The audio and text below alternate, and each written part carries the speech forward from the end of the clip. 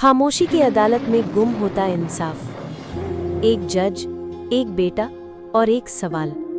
ये कहानी उस जज की है जो पूरी जिंदगी दूसरों को इंसाफ देता रहा, मगर जब उसके अपने लिए इंसाफ मांगने का वक्त आया, जिंदगी ने दरवाजा ही बंद कर दिया। एक दिन वो खामोशी से मर गया। नहीं, ये कोई आम मौत नहीं थी। ये वो मौत थी जिसके बाद सवाल पैदा हुए, लेकिन उन्हें जबान न मिली।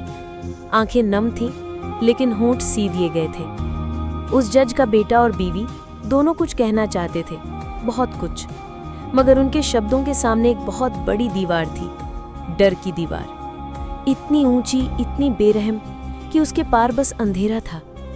क्या ये डेमोक्रेसी है, जहां एक जज की मिस्टीरियस डेथ पर भी सच्चाई बोलने के लिए प्रोटेक्शन मांगना पड़ता है? क्या हमारे संविधान के रक्षक सिर्फ किताबों में छपे शब्द बनकर रह गए हैं? अगर देश का चीफ जस्टिस ऑफ इंडिया भी ये भरोसा ना दिला सके कि कहो डरो मत, तुम सेफ हो, तो फिर ये सिर्फ उस जज का बेटा नहीं, ये पूरा मुल्क यतीम है। उस एक पल में जब बेटे ने कुछ कहने की कोशिश की, शब्द उसके गले में ही अटक गए। उसे याद आया कि ये अब वो देश नहीं रहा जहां सच बोलने पर कोई खतरा ना हो। एक बार कुछ कह दिया तो शायद अपनी जान ही रिस्क में डाल दे।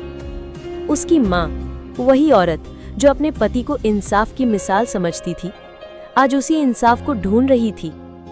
जिस आईने में वो अपने पति की इंसाफ की तस्वीर देखती थी, आज वही आईना खून के छींटों से धुंधला हो चुका था। ये सिर्फ एक मौत नहीं थी, ये एक सिग्नल था। ये एक जज की मौत नहीं, हमारे न्यायतंत्र की चुपचाप दफनाई गई लाश थी। और ये चुप्पी सिर्फ उस बेटे और बीवी की नहीं है, ये हर उस इंसान की चुप्पी है जो सच बोलना चाहता है मगर डर के साए में जी रहा है। अगर एक जज की फैमिली भी सेफ नहीं है, तो एक आम आदमी क्या करे? अब सवाल ये है, क्या चीफ जस्टिस ऑफ इंडिया को खुलकर ये नहीं कहना चाहिए कि बोलो तुम सेफ हो?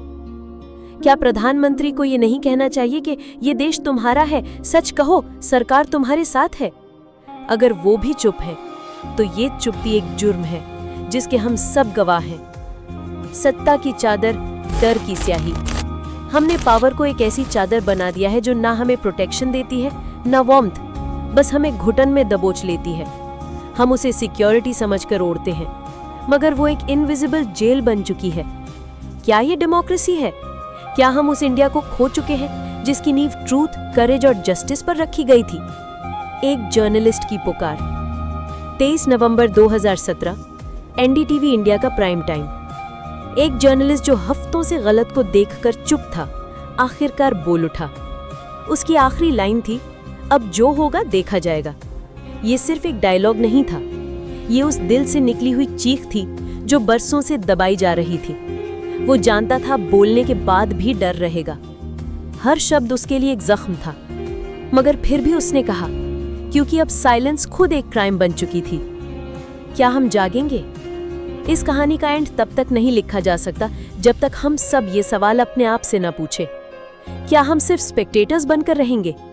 क्या हम बस अफसोस करते रहेंगे, या फिर उनके साथ खड़े होंगे, उनकी आवाज बनेंगे, ताकि कोई और बेटा, माँ या बाप फिर उस डर की आग में ना जले?